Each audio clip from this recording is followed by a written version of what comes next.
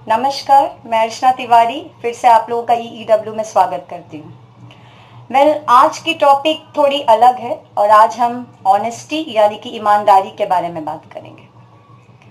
ये 7 लेटर का जो वर्ड है ऑनेस्टी, ये सच मानिए तो बहुत भारी है, बहुत ज़्यादा। जब आप इसको अपने ज़िंदगी में अप्लाई करने की कोशिश करते हैं बहुत भारी बन जाता है।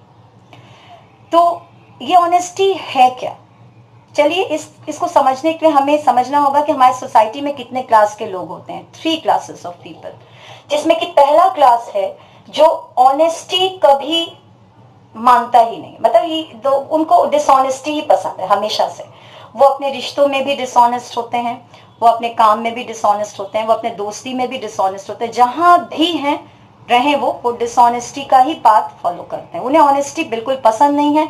उल्टा जो कोई ऑनेस्ट है उन पे ज्यादा इनको हंसी आती है, ज्यादा आश्चर्य हो जाते हैं, ये इतना ऑनेस्ट है कैसे भाई, हम तो ऐसे नहीं हो पाएंगे।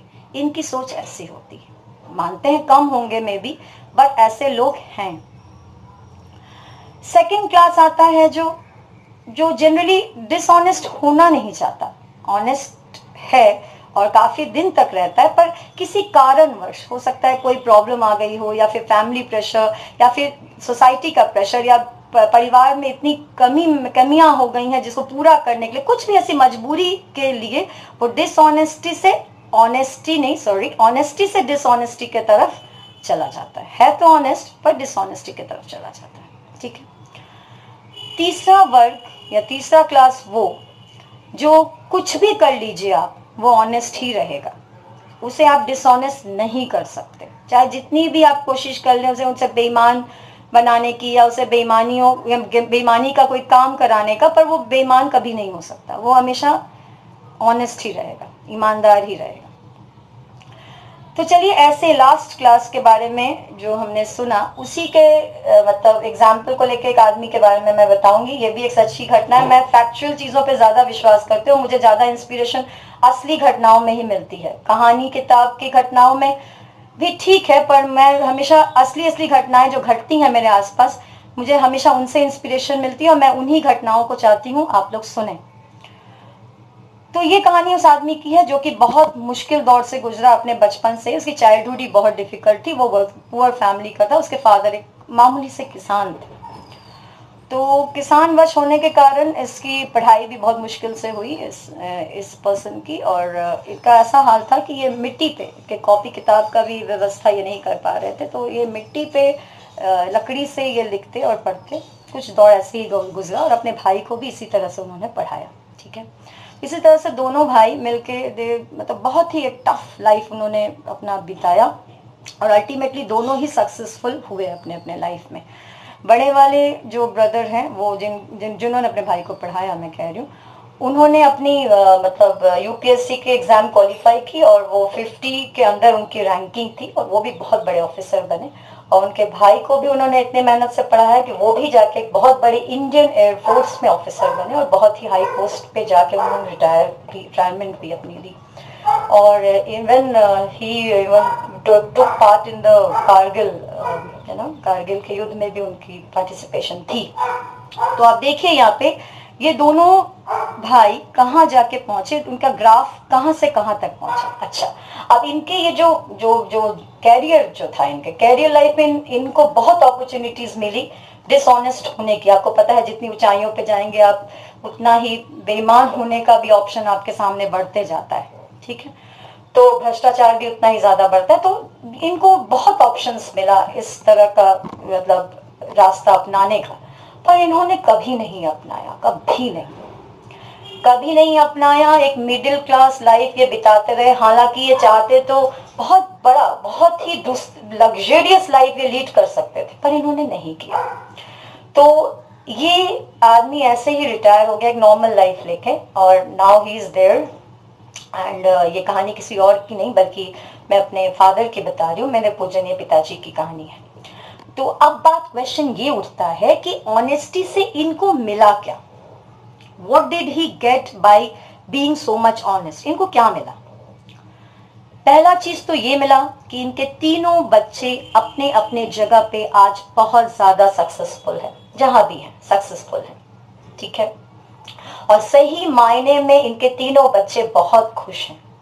वो खुशी जो आपको बाजार में कहीं नहीं मिलेगी, हाँ भाई आओ पैसा लेके जाओ, ये खुशी कहीं नहीं मिलेगी, और वही खुशी इनके बच्चों के पास है। उससे भी बड़ी बात, ये खुद बहुत खुश है अपने जॉइंट फैमिली में। आज 70+ के उम्र में ये अपने फैमिली के साथ एक सुकून की जिंदगी बिता रहे हैं। सुकून word, understand, it's so difficult to get. आपको सब कुछ मिल जाएगा, सुकून नहीं मिलेगा। आप सब कुछ कोशिश कर लीजिए, कपड़े खरीद लीजिए, रेस्टोरेंट में चले जाइए, घूमिए फिरिए, ऐसा करने के बावजूद भी बहुत लोगों को देखिएगा सुसाइड करते हुए। मन में अंदर सुकून नहीं है, खुशी नहीं है, बेचैनी है, पैसे पड़े हुए हैं पर सुकून नहीं है। The word सुकून is very important, which this man has. इस आदमी के पास ये चीज है, सबसे बड़ी चीज। तो आप समझ सकते हैं ईमानदारी से इन्होंने 70 साल की ईमानदारी के बाद इन्हें क्या क्या मिला। समझ में आया? अब बात है आप लोगों की। आप लोग बच्चे हैं, आप लोगों के पास दोनों रास्ते खुले हुए हैं सामने, बिल्कुल खुला हुआ है दोनों रास्ता आपके सामने, एक ऑनेस्टी का, एक डिसऑनेस्टी का। ऑनेस्टी का रास्ता लंबा है, आपको जल्दी सक्सेस कभी नहीं मिलेगा, बहुत कांटे हैं, बहुत बहुत मुसीबतें हैं, भरी हुई है रास्ते मुसीबतों से। पर विश्वास कीजिए, जैसे ही रास्ते से चलते चलते चलते इस रास्ते पे चलते चलते चलते जाएंगे आपको अंत में इतनी खुशी मिलेगी और इतना सुकून मिलेगा, फिर से मैं कह रही हूँ, वो आपको किसी भी दुनिया के बाजार में नहीं मिलेगा, चाहे आपके पास अरबों खरबों रुपए हों। समझ में आया? तो being a teacher, I will always teach you the correct thing. मैं मानती हूँ ऑनेस्ट होना बहुत मुश्किल है, हम लोग भी बहुत कोशिश करते हैं, बहुत जगह पे हम लोग भी डिसऑनेस्ट हो जाते हैं कुछ कुछ छोटी छोटी चीजों में, जो कि नहीं होना चाहिए। लेकिन अगर होते हैं तो उससे हम सीखते हैं कि दोबारा वैसी डिसऑनेस्टी ना करें, है ना। That is the thing, that is more important. गलतियां सबसे होती हैं, तो गलतियों से अगर आप सीख जाए और उसको दोबारा ना दोहराएं तो वो सबसे बड़ी बात होती है। That is more important. तो देखिए आप बच्चों, आपको ऑनेस्ट तीन लोगों के प्रति तो होना ही है। एक तो अपने रिश्तों के प्रति, जो अपने माँ बाप से है, आपके भाई बहन के रिश्ते, तमाम रिश्ते जो होते हैं, रिश्तों के प्रति, आपके काम के प्रति, आपका काम है पढ़ना, उसके प्रति आपको ऑनेस्ट होना बहुत जरूरी है। और तीसरा जो कि सबसे ज्यादा इंपॉर्टेंट है, वो है आपका देश। You should be honest towards your country, जो कि आपको इतना कुछ दे रहा है, उसके प्रति ऑनेस्ट रहिए, अपने आप के प्रति ऑनेस्ट रहेंगे आप। इन तीनों सब के प्रति ऑनेस्ट रहने की कोशिश तो हम कर सकते हैं। हम तो मानते हैं, मैंने पहले ही कह दिया, it's a very very heavy word, 7 letters का है पर बहुत भारी है, पर हम कोशिश तो कर सकते हैं। तो चलिए आज से हम यही प्रॉमिस करते हैं कि हम ट्राई करेंगे जितना भी हो सके अपने रिश्तों में ऑनेस्टी दिखाना, अपने काम के प्रति ऑनेस्टी दिखाना और अपने देश के प्रति ऑनेस्टी दिखाना। Thank you so much, my children. Thank you so much.